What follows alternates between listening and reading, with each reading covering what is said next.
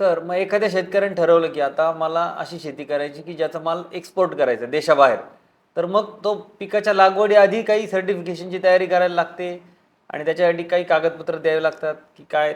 त्याविषयी जरा आपल्या शेतकऱ्यांना मार्गदर्शन केलं तर मग. मी पूर्वी म्हटल्याप्रमाणे आपल्याला जर आपला सेंद्रिय शेतीचा माल निर्यात करायचा असेल, तर आपल्याला देशाचा सेंद्रिय शेतीचा राष्ट्रीय कार्यक्रम जो आहे, national program for organic production, याप्रमाणे आपल्याला सेंद्रिय शेतीचं प्रमाणीकरण करावं लागतं. आता हे प्रमाणीकरण जर आपल्याला करायचं असेल, तर हे प्रमाणीकरण आपण पीक लावल्यानंतर म्हणजे प्रमाणीकरणासाठी आपल्याला अर्ज आपण पीक लावण्याच्या आधीच आपल्याला करावा लागतो. कारण आता या सगळ्यामध्ये एक संगणकीकृत ट्रेसनेट नावाची एक लिंक आहे, म्हणजे एक प्रोग्राम आहे. या प्रोग्राममध्ये तुमचं शेताचं लोकेशन, म्हणजे ज्याला आपण जिओग्राफिकल पोझिशनिंग सिस्टीम असं म्हणतो, तुमच्या शेतावर जो परमनंट पॉईंट आहे, लॉन्जिट्यूड किंवा लॅटिट्यूड डिस्टन्स असलेला, म्हणजे तुमच्या विहीर असेल किंवा विजेचा खांब असेल, मंदिर असेल, आपलं घर असेल, तिथून तुम्हाला तो घ्यावा लागतो. आणि जोपर्यंत तुम्ही त्या ट्रेसनेटच्या लिंकमध्ये म्हणजे ट्रेसनेट सिस्टीममध्ये जोपर्यंत तुम्ही तुमचं जिओग्राफिकल पोझिशनिंग टाकत नाही, तोपर्यंत तुमची एंट्रीज त्या ठिकाणी होत नाही. त्याच्यामुळे तुम्हाला ती एंट्री करावी लागते. दुसरी महत्त्वाची गोष्ट आहे की प्रमाणीकरण करायच्या आधी ज्यावेळेस तुम्ही ॲप्लिकेशन करता, त्यावेळेस तुम्हाला पूर्ण नियोजन द्यावं लागतं. पण आता हे नियोजन म्हणजे साधारणतः तुम्ही किती क्षेत्र सेंद्रिय शेती करता आहात, तुम्ही याच्यामध्ये कुठलं पीक घेणार आहात, मग ते पीक जे तुम्ही घेणार आहेत, तुम्ही ते मोनोक्रॉपिंग आहे का मल्टीक्रॉपिंग आहे, म्हणजे एक पद्धतीचं पीक आहे का आंतरपीक, म्हणजे आंतरपीक तुम्ही काही घेणार आहात, मिश्र पीक पद्धत तुम्ही काही वापरणार आहात, बांधावर तुमच्या काही पिकं आहेत का, त्यानंतर तुम्ही जे पीक लावणार आहात त्याचं बियाणं तुम्ही कसं कुठलं वापरणार आहे, त्याच्यानंतर तुम्ही खत वापर धोरण तुमचा कुठला असणार आहे, तुम्ही पेस्ट डिसीज आणि वीड मॅनेजमेंट म्हणजे कीड रोग आणि तण नियंत्रणासाठी काय वापरणार आहात.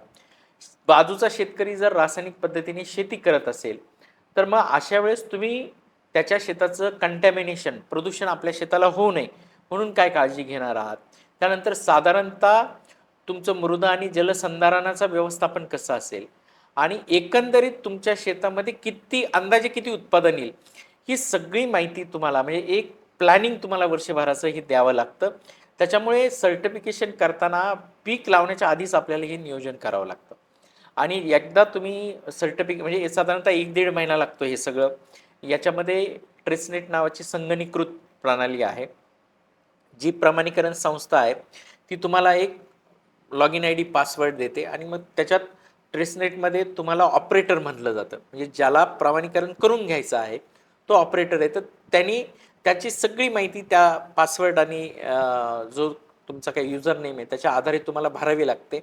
आणि त्याच्यानंतर जे इन्स्पेक्टर तुमचं व्हेरिफिकेशन करायला येतात प्रमाणीकरण संस्थेच्या वतीने, तर त्यांना सुद्धा एक लॉग इन आय-डी पासवर्ड असतो. आणि मग तुमच्या याच्यामध्ये काय काय निरीक्षणं आढळले, त्याला काय काय नॉन कम्प्लायन्स आढळल्या, हे ते त्या सिस्टीममध्ये लिहितात. त्याच्यामुळे सर्टिफिकेशनची सिस्टीम हे कुठलं पीक लावायचं आहे त्याच्या आधीच आपल्याला करावी लागते. साधारणतः 1-1.5 महिना ह्या सगळ्या प्रोसेसला जातो. आणि तुम्ही एकदा पीक लावलं की पीक लावल्यानंतर साधारणतः एक 25-30 दिवसानंतर तुमचं इन्स्पेक्शन त्या ठिकाणी होतं. त्याच्यामुळे म्हणजे आपल्याला तयारी जी आहे म्हणजे निर्यात करण्यासाठी जे आपल्याला NPOPचं प्रमाणीकरण करायचं आहे, त्याच्यासाठी आपल्याला वेळ घ्यावा लागतो आणि प्रॉपर प्लॅनिंग आपल्याला द्यावं लागतं की पूर्ण वर्षभराचं प्लॅनिंग काय. मग अकॉर्डिंग टू युअर प्लॅनिंग तिथं व्हेरिफिकेशन होतं. म्हणजे तुम्ही जे प्लॅनिंग दिलेलं आहे ते सगळे पॉईंट्स तुमच्या शेतावर तुम्ही करता का. खत वापर धोरणाला सपोज तुम्ही सांगितलं की मी कंपोस्ट वापरतो किंवा मी कंपोस्ट वापरतो, मग खरंच वापरता का तुम्ही, मग त्याचे एव्हिडन्स काय आहेत, हे सगळे इन्स्पेक्टर त्या ठिकाणी पाहतो.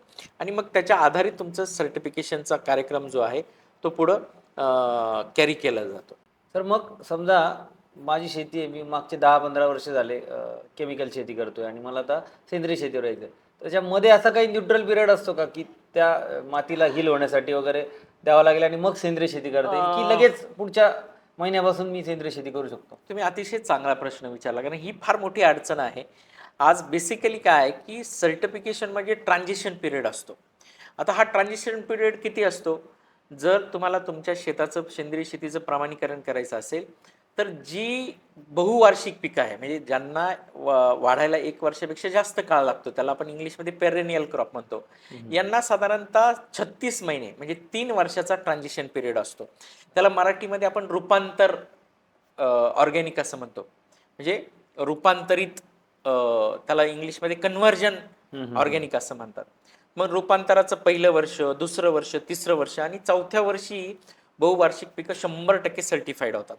आणि जे भाजीपाला पिकं आहेत किंवा हंगामी पिकं आहेत, तर अशा पिकांना साधारणतः 24 महिन्याचा कन्व्हर्जन पिरियड आहे, म्हणजे तुमचा ट्रान्झिशन पिरियड आहे. मग तिसऱ्या वर्षी म्हणजे 24 महिन्यानंतर तिसऱ्या वर्षी तुमचं 100% ऑर्गॅनिक सर्टिफिकेशन होतं. परंतु हा जरी ट्रान्झिशन पिरियड असला तरी जे इनकन्व्हर्जन ऑर्गॅनिक आहे, म्हणजे जे रूपांतराची पिकं आहेत, त्याला सुद्धा मार्केटमध्ये प्रचंड डिमांड आहे. म्हणजे तुम्ही पहिल्या वर्षीचं जरी तुमचं पीक असेल आणि आता सर्टिफिकेट येताना तुम्हाला इनकन्व्हर्जन ऑर्गॅनिक 1, इनकन्व्हर्जन ऑर्गॅनिक 2, इनकन्व्हर्जन ऑर्गॅनिक 3 आणि मग चौथं 100% सर्टिफाईड असं सर्टिफिकेटचं स्टेटस असतं. त्यामुळे जे इनकन्व्हर्जन 1, 2, 3 आहे याला सुद्धा प्रचंड डिमांड आहे. त्यामुळे शेतकऱ्यांनी असं घाबरून जाता कामा नये, की अरे 3 वर्ष थांबायचं किंवा 5 वर्ष थांबायचं आहे. गरज नाही. आता इनकन्व्हर्जन ऑर्गॅनिक जरी असलं तरी त्याला डोमेस्टिक आणि एक्सपोर्ट मार्केटमध्ये अतिशय चांगली डिमांड आहे. त्याच्यामुळे तुम्ही सर्टिफिकेशन करताना त्याचा कालावधी जरी मोठा असला तरी तुम्ही ट्रान्झॅक्शन पिरियडची कुठली भीती न बाळगता प्रमाणीकरण करून घेतलं पाहिजे. आणि प्रमाणीकरण करून घेताना मी जसं सांगितलं तसं तुम्हाला पूर्ण वर्षभराचं नियोजन द्यावं लागेल. आणि हे सगळं नियोजन दिलं की तुमचं प्रमाणीकरणाचं जी पुढची फेज आहे, म्हणजे जे इन्स्पेक्शन आहे, त्याच्यानंतर तुमचं सर्टिफिकेशन अप्रुव्हल आहे, ते गोष्टी लवकर होतात. पण याच्यामध्ये तुमचा एक जो प्रश्न विचारला तुम्ही, की मग मी गेल्या 10-12 वर्षापासनं रासायनिक शेती करतोय आणि मग त्यातलं जो ट्रान्झिशन आहे तो किती राहिला पाहिजे? तर त्याचं उत्तर साधारणतः हे आहे. परंतु एक दुसरा प्रश्न असाही होऊ शकतो, की बऱ्याच वेळा आम्हाला शेतकरी असं म्हणतात, की "सर आम्ही गेल्या 5-6 वर्ष इथं रासायनच वापरलेलं नाही किंवा हे माळरान आहे किंवा डोंगरावरची जागा आहे. मग याचं प्रमाणीकरणासाठी काही वर्ष कमी करता येतील का? जो इनकन्व्हर्जन म्हणजे जो रूपांतराचा काळ 3 वर्ष आहे किंवा 4 वर्ष आहे, तो 1 वर्ष, 2 वर्ष करता येईल का?"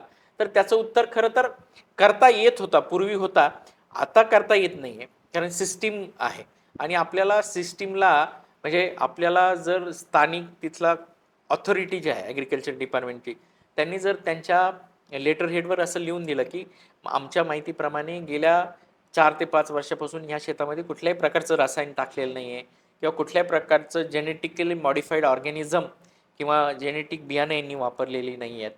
तर मग त्या आधारे 1 वर्ष कमी होतं. परंतु मोस्टली हा जो ट्रान्झिशन पिरियड आहे हा जे हंगामी पिकं आहेत त्यांच्यासाठी 3 वर्ष आणि बहुवार्षिक पिकांसाठी 4 वर्ष इतका आहे. म्हणजे हा जो काही लोकांचा गैरसमज आहे, की आता पारंपरिक शेतीतनं सेंद्रिय शेतीत येताना काही दिवस आपल्याला शेतातून उत्पन्न मिळणार नाही. हां, हां. हा गैरसमज आहे. त्यातून उत्पन्न मिळू शकतं. नाही आता याच्यामध्ये कसं आहे उत्पन्न येतं.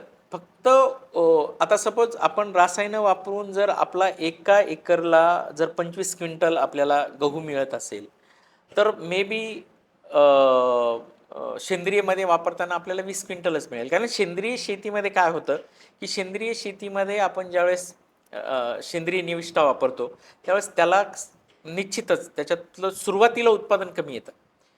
एकदा ट्रान्झिशन पिरियड पूर्ण झाली 2-3 वर्षानंतर उत्पादन वाढतं. पण सुरुवातीला कमी येतं. परंतु दुसरी बाजू अशी आहे, की आपल्या मालाचं सर्टिफिकेशन असल्यामुळे आपल्याला प्रीमियम प्राईस मार्केटमध्ये मिळते. तो बेनिफिट त्याच्यामध्ये जास्त आहे. त्याच्यामुळे जो ट्रान्झिशन पिरियड आहे, त्या ट्रान्झिशन पिरियडमध्ये आपण आणि दुसरं सर्टिफिकेशन बरोबरच इनपुट जे आहेत, म्हणजे जे रसायनांचा खर्च आहे तो आपला कमी होतो आणि जे नैसर्गिक निविष्ठा आहेत किंवा नैसर्गिक संसाधनांपासून बनवलेल्या निविष्ठा आहे ते आपल्याला वापरता येतात. त्याच्यामुळे उत्पादन जरी कमी आलं तरी प्राईस चांगली मिळते. म्हणजे प्रीमियम प्राईस मार्केटमध्ये मिळते.